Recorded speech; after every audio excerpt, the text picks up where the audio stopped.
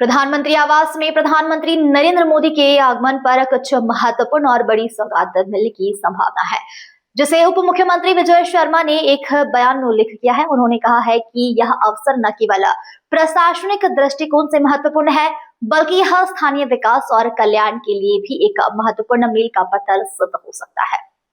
अनुमान है कि इस दिन कुछ ऐसे प्रोजेक्ट्स और योजनाओं की घोषणा की जाएगी जो जनता के जीवन को बेहतर बनाने में सहायक सिद्ध होगी। इस संदर्भ में सभी संबंधित विभागों के साथ चर्चा भी की जा रही है, ताकि यह सुनिश्चित किया जा सके कि प्रधानमंत्री के आगमन का अधिकतम लाभ उठाया जा सके।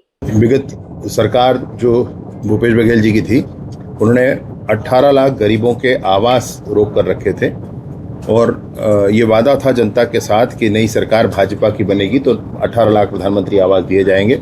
माननीय विष्णुदेव साई जी की सरकार बनते ही कैबिनेट की पहली बैठक का पहला प्रस्ताव इस सरकार का है, जिसमें 18 लाख गरीबों के आवास स्वीकृत किए गए।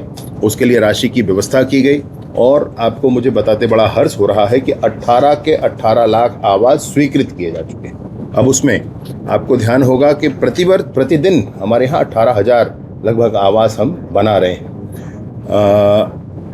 पिछली बार जब मोदी जी का बिलासपुर आना हुआ था तो उन्होंने प्रधानमंत्री आवास ग्रामीण के 3 लाख आवासों का गृह प्रवेश कराया था। इस बार ये संख्या और बड़ी होने वाली और इतने लाखों आवासों का गृह प्रवेश कराना और लाखों नए आवासों की स्वीकृति देना, ये मोदी जी इस बार करेंगे। ये भारत का सबसे बड़ी संख्या प्रधानमंत्री आवास ग्रामीण के लिए होगी। तो मोदी जी के हाथों ही ये चीज संपन्न होनी है, जो पूर्व में इसका निर्धारण भाजपा की सरकार बनने से पहले ही किया गया। ये छत्तीसगढ़ बनने के बाद नक्सलवाद को लेकर निरंतर लड़ाई लड़ी जा रही है। 25 वर्ष होने वाले हैं और एक निर्णायक मोड़ पर पहुंच चुके हैं। छत्तीसगढ़ निर्माण के 25 वर्ष के बाद नक्सलवाद के विरुद्ध लड़ाई एक निर्णायक मोड़ पर है।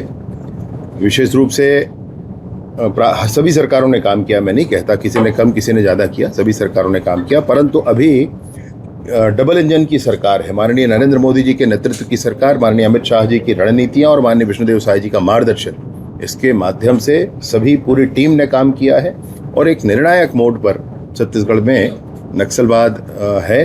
मैं सोचता हूं कि बिल्कुल निर्धारित समय में ही सशस्त्र नक्सलिज्म छत्तीसगढ़ से पूर्णतः समाप्त होगा। भैया, कांग्रेस कह रही है कि छत्तीसगढ़ में भी 2003 से लेकर के 2025 के बीच 60 लाख से अधिक वोटरों की संख्या है वो बढ़ी है। अचानक इतने वोटर्स आएगा, सवाल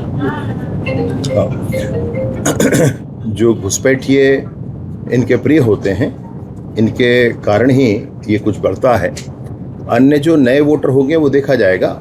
एक व्यक्ति के अनेक स्थान पर, जैसे रायपुर के में जिनका वोटर लिस्ट पर नाम है, उन्होंने जाकर के पिछली बार कवर्धा में, मैं पिछली बार आपको बताया था पूरी बात, अभी भी पूरी जानकारी मेरे पास है, इस पर कानूनी प्रक्रियाओं की तरफ भी लोग आगे बढ़ रहे हैं। कवर्धा में जाकर अपना नाम जुड़वा लिया। एक व्यक्ति का 3 स्थानों पर नाम, ये अभी मेरे पास डॉक्यूमेंट में है। एक व्यक्ति का, दूसरे व्यक्ति का फिर से 2 स्थानों पर नाम, फिर तीसरे व्यक्ति का 2 स्थानों, अनेक स्थानों पर नाम जुड़वाने की प्रक्रिया जो कांग्रेस अचानक करती है, जिसका उपयोग बाद में करती है, घुसपैठियों के माध्यम से वोट बैंक बनाने का काम कांग्रेस करती है।